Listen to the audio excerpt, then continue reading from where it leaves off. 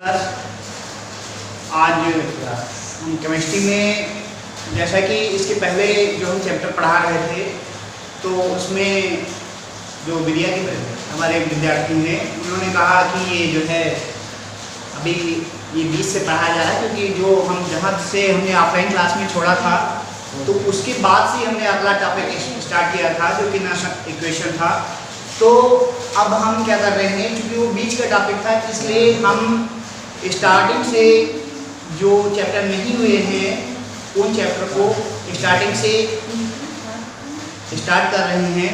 तो पहला जो चैप्टर स्टार्ट हम कर रहे हैं वो इनऑर्गेनिक केमिस्ट्री का फर्स्ट चैप्टर जो है ठोस अवस्था, इस चैप्टर के बारे में आज हम लोग पढ़ेंगे।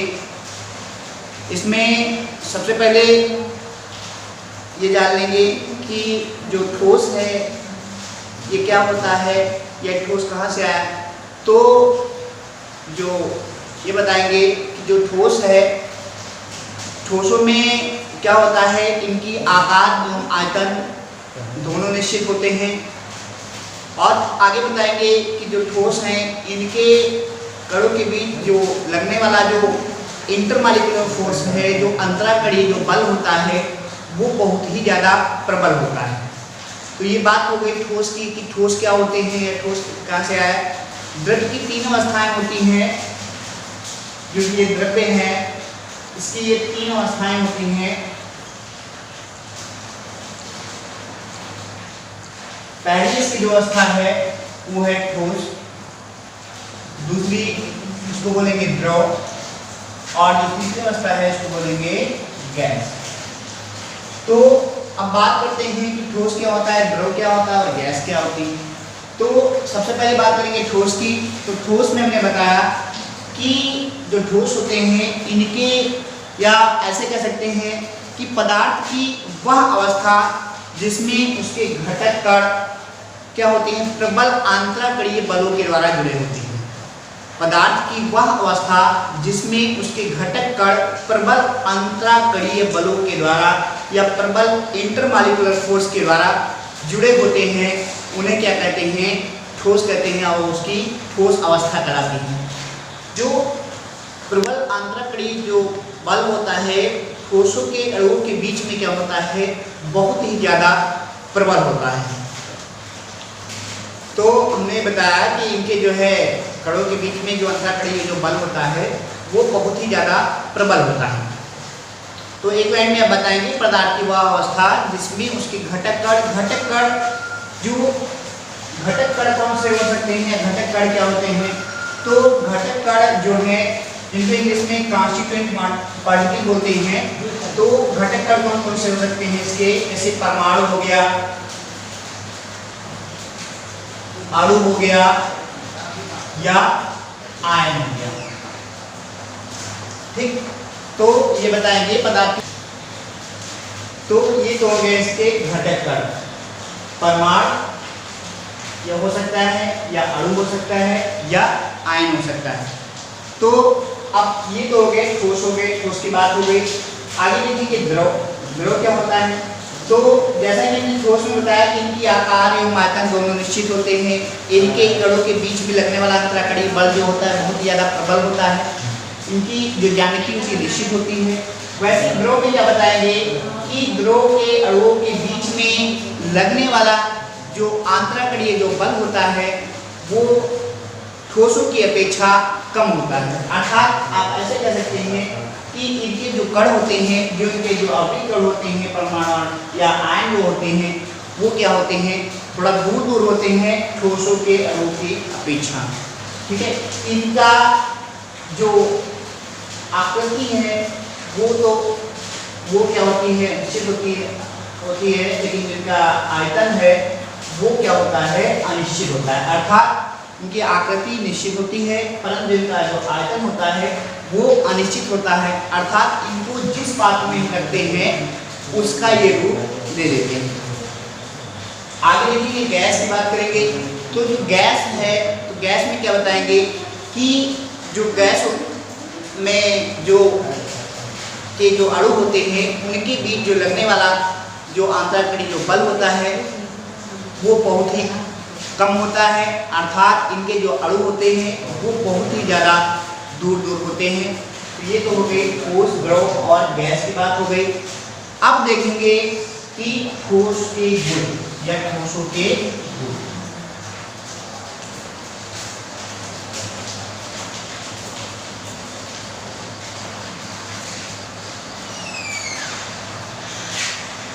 तो ठोसों के गुण में सबसे पहला पॉइंट ये बताएंगे कि ठोसों के आयतन एवं आकार दोनों निश्चित होते हैं। जैसे कि अभी हमने पहले बताया था कि क्या बताओगे ठोसों की प्रॉपर्टीज में, प्रॉपर्टीज ऑफ सॉलिड्स में आप फर्स्ट पॉइंट क्या बताएंगे कि ठोसों के आकार एवं आयतन दोनों निश्चित होते हैं। दूसरा पॉइंट क्या बताएंगे, ठोस दृढ़ तथा असंपीड्य होते हैं। ठोस क्या होते हैं, दृढ़ होते हैं और असंपीड्य होते हैं। अगला पॉइंट क्या बताएंगे कि जो ठोस होते हैं इनके जो गलनांक होते हैं वो क्या होते हैं, बहुत ही ज़्यादा उच्च होते हैं, अर्थात इनका मेल्टिंग पॉइंट जो होता है वो क्या होता है, बहुत ही ज़्यादा हाई होता है। आगे बताएंगे ठोस, 4 नंबर पॉइंट में क्या बताएंगे कि ठोसों के जो घनत्व होते हैं वो भी क्या होते हैं, उच्च होते हैं। ठोसों के जो घनत्व होता है वो भी क्या होता है, बहुत ही ज़्यादा उच्च होता है। नेक्स्ट पॉइंट में आप बता देंगे कि जो ठोस होते हैं उनको गर्म करने पर इनका जो प्रसार होता है वो कम होता है, मतलब ठोसों को गर्म करने पर उनका प्रसार जो है वो बहुत ही कम होता है। तो 5 पॉइंट हमने यहाँ पे बताए।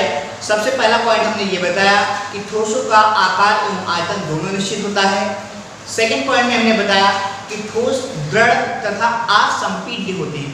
ठोस क्या होते हैं, दृढ़ होते हैं, मजबूत होते हैं तथा असंपीड्य होते हैं। तीसरा पॉइंट बताया कि जो ठोसों के जो गलनांक होते हैं वो उच्च होते हैं। 4 नंबर पॉइंट में बताया कि ठोसों का जो घनत्व होता है वो भी क्या होता है, उच्च होता है। और 5 नंबर पॉइंट में बताया कि ठोसों को गर्म करने पर उनका प्रसार जो है वो कम होता है। इसके बाद में आगे हम देखेंगे ठोसों का वर्गीकरण।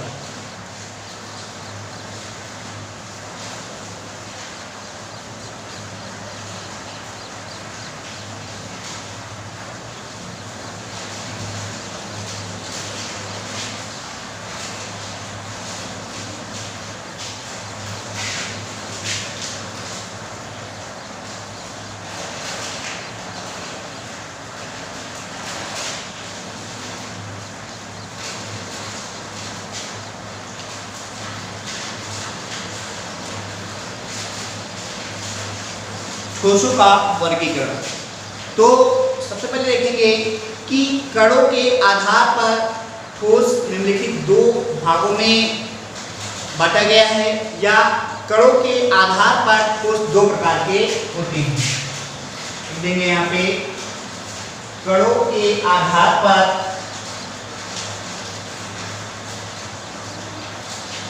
ठोस 2 प्रकार के होते हैं। क्लियर है, कणों के आधार पर ठोस 2 प्रकार के होते हैं, या on the basis of particles solids are 2 types. English में कैसे कह सकते हैं, on the basis of particles solids are 2 types. पहला इसका जो पार्ट है वो कौन सा होगा, वो होगा क्रिस्टलीय ठोस। पहला जो इसका पॉइंट है वो क्या है, क्रिस्टलीय ठोस। इंग्लिश में इसको क्या बोलेंगे, क्रिस्टलाइन सॉलिड।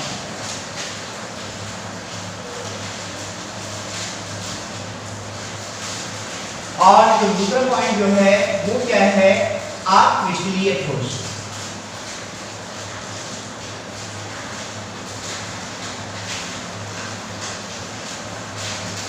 इसको क्या बोलेंगे, हर एक चीज इंग्लिश में जानना जरूरी है आपके लिए। इसको बोलेंगे एमॉर्फस सॉलिड। Amorphous solid. तो हमने ये बताया कि ठोसों का वर्गीकरण के अंतर्गत मैं आपको ये बता रहा हूँ कि कणों के आधार पर ठोस 2 प्रकार के होते हैं। नंबर 1 क्रिस्टलीय ठोस, मतलब क्रिस्टलाइन सॉलिड। नंबर 2 अक्रिस्टलीय ठोस अमॉर्फस सॉलिड।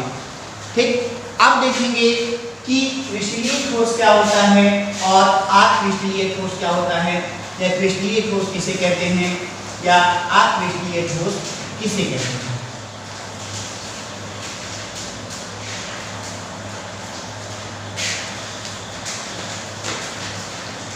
तो ये बताएंगे कि वेट ठोस पदार्थ, क्रिस्टलीय ठोस की बात कर रहे हैं तो क्रिस्टलीय ठोस में क्या बताएंगे, वेट ठोस पदार्थ जिनके घटक कण, वेट ठोस पदार्थ जिनके घटक कण एक नियमित क्रम में व्यवस्थित होते हैं।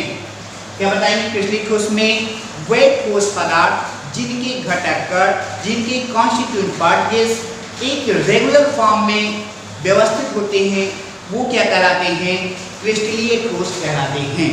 क्या बताएंगे, वेट ठोस पदार्थ जिनके घटक कण एक रेगुलर फॉर्म में व्यवस्थित होते हैं, क्रिस्टलीय ठोस कहलाते हैं। बात समझ में आए, घटक कण का मतलब आप समझ रहे होंगे क्या, परमाणु, अणु या आयन। तो क्या बताएंगे, वेट ठोस पदार्थ जिनके घटक कण परमाणु, अणु, आयन एक नियमित क्रम में एक रेगुलर फॉर्म में व्यवस्थित होते हैं, क्रिस्टलीय ठोस कहलाते हैं। बात समझ में आ गई, क्या कहलाते हैं, क्रिस्टलीय ठोस कहलाते हैं। जैसे एग्जाम्पल में आप बता सकते हैं NaCl, नमक हो गया, सारा नमक हो गया, या KNO3 पोटेशियम नाइट्रेट, या हीरा, या ग्रेफाइट। ये सब क्या है, इसके एग्जाम्पल हैं। किसके एग्जाम्पल हैं, क्रिस्टलीय ठोस के। तो एक बार मैं फिर से रिवाइज कर दे रहा हूं कि वेट ठोस पदार्थ जिनके घटक कण परमाणु, अणु या आयन एक नियमित फॉर्म में, एक रेगुलर फॉर्म में व्यवस्थित होते हैं, क्रिस्टलीय ठोस कहलाते हैं। उदाहरण में क्या बता देंगे, NaCl, KNO3, हीरा, ग्रेफाइट, ये सब क्या है, क्रिस्टलीय। तो और भी कुछ एग्जाम्पल हैं इसके, ये सब क्या है, इसके उदाहरण हैं इसके क्रिस्टलीय ठोस के। ये तो हो गया क्या, क्रिस्टलीय ठोस। आगे लिखेंगे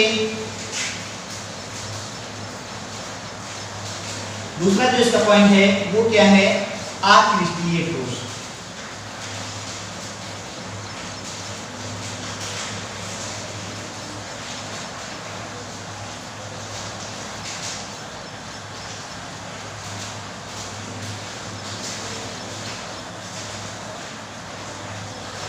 तो जैसे हमने इसमें बताया कि वे ठोस पदार्थ जिनके घटक कण एक रेगुलर फॉर्म में व्यवस्थित होते हैं, क्रिस्टलीय ठोस कहलाते हैं। उसी तरीके से इसमें क्या बताएंगे कि वे ठोस पदार्थ जिनके घटक कण परमाणु, अणु या आयन एक नियमित क्रम में व्यवस्थित नहीं होते हैं, या ऐसे कह सकते हैं एक अनियमित क्रम में व्यवस्थित होते हैं, अक्रिस्टलीय ठोस कहलाते हैं। क्या बताएंगे, वे ठोस पदार्थ जिनके घटक कण, जिनके कॉन्स्टिट्यूएंट पार्टिकल्स एटम, मॉलिक्यूलर और आयन एक रेगुलर फॉर्म में व्यवस्थित नहीं होते हैं या अनियमित रूप में व्यवस्थित होते हैं, वो क्या कहलाते हैं, अक्रिस्टलीय ठोस कहलाते हैं। इसमें एग्जाम्पल में आप क्या बता देंगे, जैसे रबड़ हो गया, कांच हो गया, ये इसके एग्जाम्पल में बता रहा हूँ। रबड़ हो गया, कांच हो गया, प्लास्टिक हो गया, ये सब इसके क्या है, अक्रिस्टलीय ठोस के एग्जाम्पल है। मतलब अगर अक्रिस्टलीय ठोस जो है, अगर उनको हम क्या करते हैं, एक तोड़ते हैं, क्योंकि हमने ये बताया कि इनके जो घटक कण होते हैं वो क्या होते हैं, अनियमित क्रम में होते हैं। कैसे होते हैं, एक अनियमित क्रम में होते हैं, कोई नियमित क्रम में, रेगुलर फॉर्म में नहीं होते हैं। इसलिए हम क्या करते हैं, जब इनको हम तोड़ते हैं तो जैसे हम तोड़ते हैं, प्लास्टिक है, अगर हम उसको अगर तोड़ना चाहें एक चीज से कि मतलब ऐसे करके सीधे ऐसे टूट जाए, तो क्या होता है, वैसे नहीं टूटती है, ऐसे हुई फिर कहीं ऐसे हो गई या इधर को बढ़ गई। मतलब इस तरीके से ये ऐसे मैं बता रहा हूँ कि इसको इनमें घटक कणों के अनियमित होने के कारण इसको जो हम तोड़ते हैं तो क्या होता है कि ये एक एकदम सीधी लाइन में या जैसे हम तोड़ना चाह रहे हैं वैसे न टूट करके क्या होता है इधर उधर से पड़ करके टूट जाती है। तो ये इसलिए क्यों होता है, क्योंकि इनके जो घटक कण होते हैं वो एक नियमित क्रम में व्यवस्थित नहीं होते हैं। इसी कारण क्या होता है, इसको तोड़ने पर ये इधर उधर से टूट जाती है। इसी तरीके से और भी इनके कुछ एग्जाम्पल हैं अक्रिस्टलीय ठोस के। तो ये तो हो गया बच्चों क्रिस्टलीय ठोस और अक्रिस्टलीय ठोस, क्रिस्टलीय ठोस और अक्रिस्टलीय ठोस।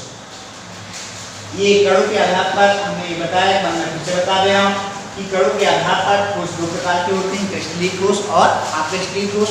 क्रिस्टलीय ठोस में हमने बताया वह ठोस पदार्थ जिनके घटक कण एक रेगुलर फॉर्म में व्यवस्थित होते हैं, क्रिस्टलीय ठोस, और वह ठोस पदार्थ जिनके घटक कण एक अनियमित क्रम में व्यवस्थित होते हैं उन्हें अक्रिस्टलीय ठोस कहते हैं।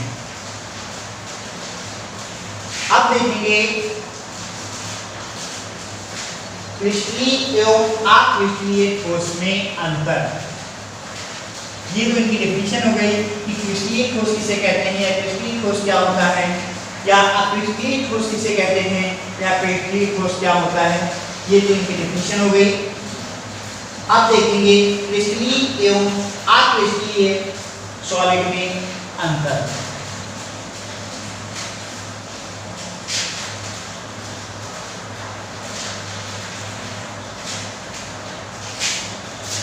क्या देखेंगे,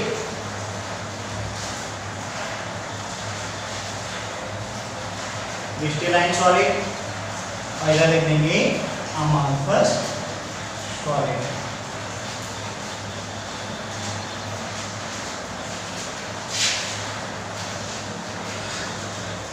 तो डिफरेंस में हम देखेंगे, सबसे पहला पॉइंट तो मैं ये बता दे रहा हूं कि इनके घटक कण एक नियमित क्रम में व्यवस्थित होते हैं, क्रिस्टलीय ठोस हो गए, और अक्रिस्टलीय ठोस में आप क्या बताएंगे कि इनके जो घटक कण होते हैं वो अनियमित क्रम में व्यवस्थित होते हैं। नियमित क्रम में कैसे आप देख सकते हैं, जैसे ये हो गया, ये इनके घटक कण हैं,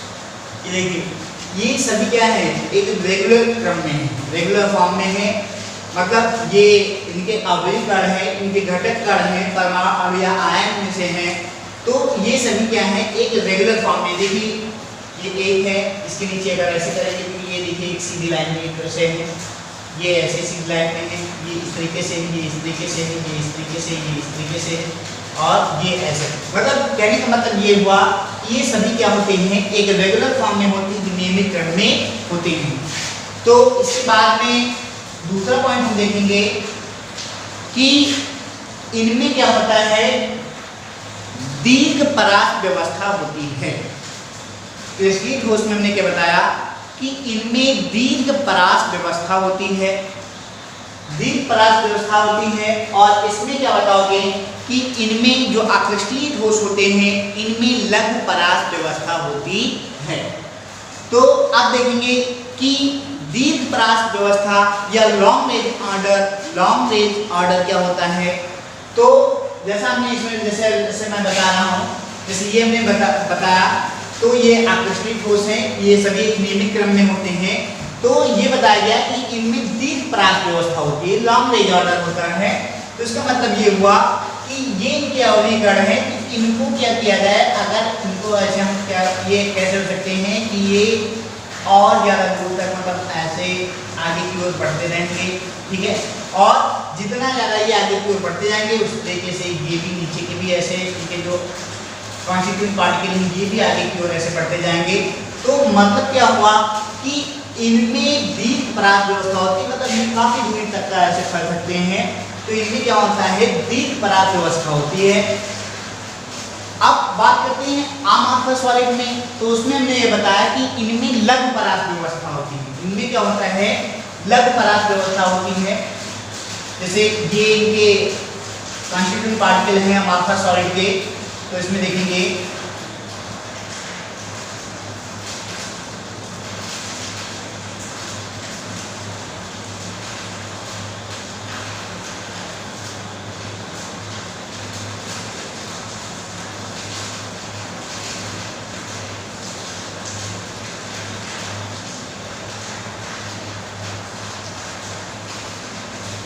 या टॉपिक बनाएंगे सही से बन जाएगा। तो इसमें देख रहे हैं कि इनमें क्या होता है, लघु पराग व्यवस्था होती है। इसमें जिनके घटक कण होते हैं, मतलब वो काफी दूरी तक का ना कर करके क्या होते हैं, ऐसे मतलब थोड़ी दूर तक का इनमें ये रहता है, मतलब इनकी व्यवस्था रहती है। लघु पराग से इसमें व्यवस्था होती है। इनके घटक कण बहुत ही कम दूरी में ये व्यवस्थित होते हैं। इसमें हमने क्या बताया गया कि इनमें लघु पराग व्यवस्था होती है। थर्ड पॉइंट में आप क्या बताएंगे क्रिस्टलाइन सॉलिड में, कि इनकी ज्यामिति जो होती है वो निश्चित होती है। इनकी जो ज्यामिति होती है वो निश्चित होती है। और इसमें क्या बताएंगे अमार्फस सॉलिड में, क्रिस्टलीय ठोस में क्या बताएंगे कि इनकी जो ज्यामिति होती है वो क्या होती है, अनिश्चित होती है। इनकी जो ज्यामिति होती है वो अनिश्चित होती है। 4 नंबर पॉइंट में ये बताएंगे कि जो क्रिस्टलीय ठोस हैं इनके जो गलनांक होते हैं वो निश्चित होते हैं। क्रिस्टलीय ठोस के जो गलनांक होते हैं वो निश्चित होते हैं। इनमें क्या बताएंगे, क्रिस्टलीय ठोस में इनके गलनांक क्या होते हैं, अनिश्चित होते हैं। आगे देखेंगे नेक्स्ट पॉइंट। नेक्स्ट पॉइंट में आप क्या बताएंगे कि ये विषम दैहिक होते हैं। ये क्या होते हैं, विषम दैहिक होते हैं, अर्थात इनके भौतिक गुण क्या होते हैं, दिशाओं पर निर्भर करते हैं। मतलब ये बताया गया कि ये विषम दैहिक होते हैं और इनके भौतिक गुण जो हैं वो क्या करते हैं, दिशाओं पर निर्भर करते हैं। अब देखेंगे विषम दैहिक क्या होता है, या विषम दैहिक इंग्लिश में बोलते हैं एनआइसोट्रॉपिक। तो ये क्या होता है, विषम दैहिक क्या होता है, या इनके भौतिक गुण दिशाओं पर निर्भर करते हैं। इस पॉइंट का क्या मतलब हुआ, तो इसमें ये बताएंगे कि जो क्रिस्टलीय जो ठोस होते हैं तो इनमें क्या किया जाए, कोई भी इन पे भौतिक गुण डाला जाए। अर्थात भौतिक गुण का मतलब ये हुआ कि आप अगर इनमें क्या करते हैं, इलेक्ट्रिसिटी प्रवाहित करते हैं, इनमें धारा प्रवाहित करते हैं, या इनमें लाइट प्रवाहित करते हैं, मतलब इनमें प्रकाश डालते हैं, तो क्या कार्य होता है, क्रिस्टलीय ठोस में जिस दिशा से आप इनमें क्या करते हैं, ऐसे लाइट डालते हैं या कोई विद्युत धारा प्रवाहित करते हैं, तो इनमें क्या होता है, अगर यहाँ से अगर आप इलेक्ट्रिसिटी प्रवाहित कर रहे हैं तो जिस दिशा से ऐसे प्रवाहित कर रहे हैं तो ये क्या होती है, उसी दिशा में आगे आकर के निकल जाती है। ठीक है, तो ये यहाँ से आई, फिर अगर यहाँ से अगर इस तरीके से अगर तिरछा है तो इधर को मुड़ जाएगा, मतलब जिधर को क्रिस्टलीय ठोस के जो पार्टिकल होंगे उसी दिशा में ये आगे की ओर मुड़ जाता है। अब क्रिस्टलीय ठोस में क्या बताएंगे, ये समदैशिक होते हैं। ये क्या होते हैं, समदैशिक होते हैं, आइसोट्रॉपिक होते हैं। तो इनमें क्या किया जाता है, इनके जो भौतिक गुण होते हैं वो सभी दिशाओं में समान होते हैं। इनके भौतिक गुण क्या होते हैं, सभी दिशाओं में समान होते हैं। अर्थात यहाँ से अगर इलेक्ट्रिसिटी प्रवाहित की जाए तो ये सीधे आकर के इधर की ओर निकल जाएगी, अगर इधर से प्रवाहित किया जाए तो ये इधर को आगे निकल जाएगी, अगर यहाँ से प्रवाहित किया जाए तो यहाँ से आगे ये निकले। तो मतलब जिस दिशा से प्रवाहित किया जा रहा है तो ये इधर को भी फैल रहा है, इधर को भी फैल रहा है, मतलब ये इनके जो भौतिक गुण है वो सभी दिशाओं में जो है इनमें समान होते हैं। या इनके जो भौतिक गुण हैं, अगर इनमें कोई इलेक्ट्रिसिटी या जो है लाइट प्रकाश अगर डाला जाता है तो ये सभी दिशाओं में समान होते हैं। आप देख रहे हैं कि अगर इधर से डालें तो भी इधर की ओर निकल रहा है, इधर से डालें तो इधर की ओर निकल रहा है, मतलब सभी दिशाओं में क्या हो रहा है, समान हो रहा है।